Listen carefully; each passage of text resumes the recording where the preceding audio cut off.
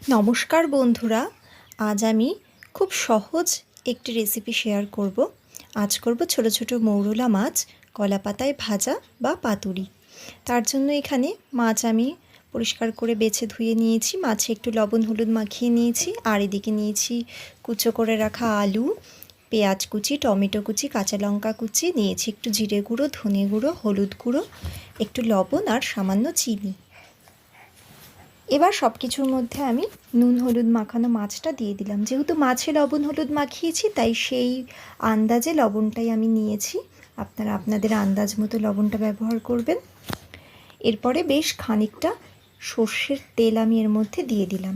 এবার হাতের সাহায্যে সব কিছু খুব ভালোভাবে আমি মেখে নেব।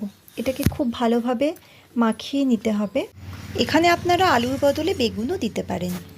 এইভাবে মাছ রান্না করলে আমার বাবার খুব ভালো লাগে, আর আমারও খুব প্রিয় এই কলা পাতায় মৌরলা মাছটা।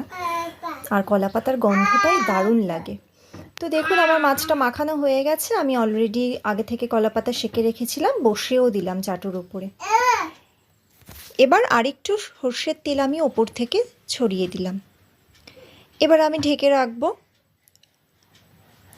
আমি কিছুক্ষণ বাড়িয়ে রেখেছিলাম যাতে খুব বেশি জল না বের হয়, তারপরে কমিয়ে ঢেকে দিলাম গ্যাসটা। আর বাদবাকি যে মাছটুকু ছিল আমি সেটাকে দেখুন একবারে কড়াইতে বসিয়ে দিয়েছি। এবার ঢেকে রাখবো। এইভাবেও কিন্তু দারুণ লাগে।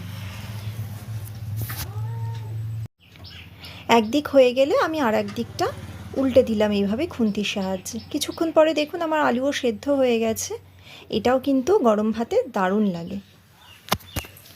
এবার আমি ওদিকে আমার কলা পাতায় যে মাছটা বসিয়েছিলাম সেটার একদিক হয়ে গেছে। তারপরে আমি অপর দিকটা উল্টে কিছুক্ষণ আবার লো ফ্লেমে একটু সেঁকে নিলাম। তারপরে দেখুন আমার কিন্তু মাছটা রেডি। এটা করতে খুব বেশি সময় লাগে না, 15 থেকে 20 মিনিট মতো লাগে।